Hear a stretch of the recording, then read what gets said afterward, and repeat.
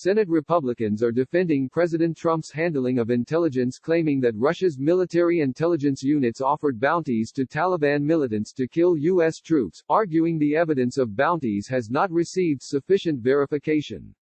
Trump has come under sharp criticism since Saturday for not issuing a forceful response to the allegations or vowing to get to the bottom of the claims.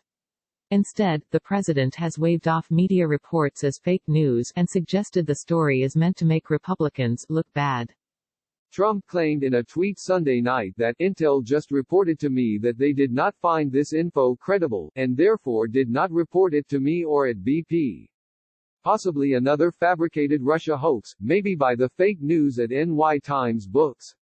One Republican lawmaker, Senator Ben Sasse, R-Neb, said Monday that the White House needed to get more serious in its response after he was flooded by calls from Nebraskan constituents alarmed about media reports of the bounties.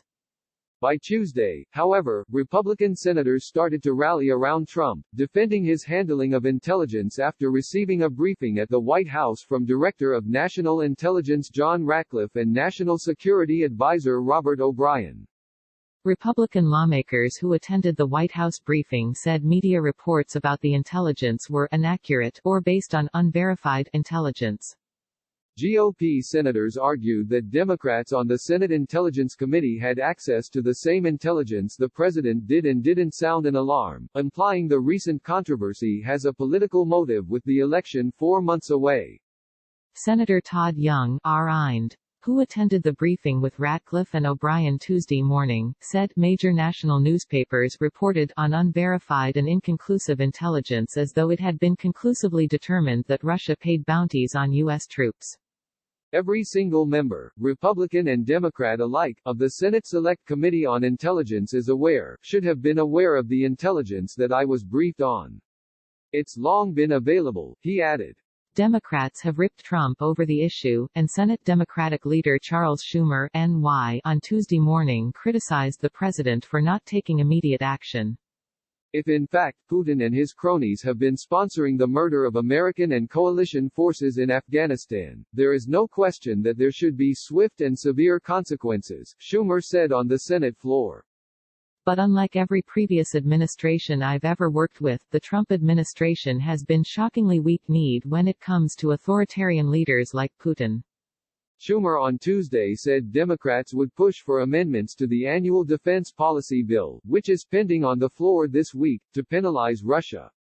The bottom line is we need tough action against Putin, and in the NDAA bill, we will seek to get it, he said, referring to the National Defense Authorization Act. Democrats will offer an amendment sponsored by Acting Senate Intelligence Committee Chairman Marco Rubio, R. Florida, and Senator Chris Van Hollen, DMD, to place new sanctions on Russia if it interferes in the 2020 election. But Congress's response to allegations that Russia offered bounties on U.S. troops is rapidly breaking down along party lines, raising doubts whether lawmakers will be able to send anything to Trump's desk to force a reckoning with Russian President Vladimir Putin. Senate Armed Services Committee Chairman Jim Inhofe, R. Oakla, who is managing the defense bill, said earlier Tuesday that he is opposed to adding language to address the allegation of bounties. Sens. Joni Ernst, Iowa, and Ron Johnson, WIS, two other Republican senators who participated in the White House briefing, both disputed media reports that Russia paid bounties for the targeting of U.S. troops.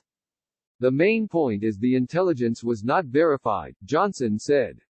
It wasn't at the level of actionable intelligence. It wasn't at the level that they notified the president. And quite honestly, it wasn't at the level that congressional leaders had access to the exact same intelligence that alarmed them either.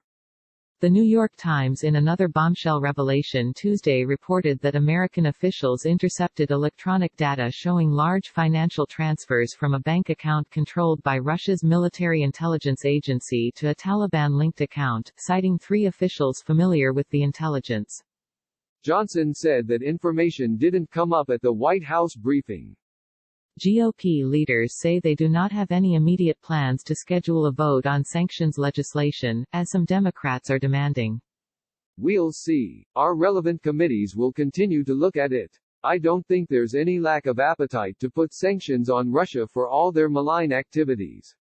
But whether that's something that gets floor time this year is an open question, said Senate Republican Whip John Thune, RSD.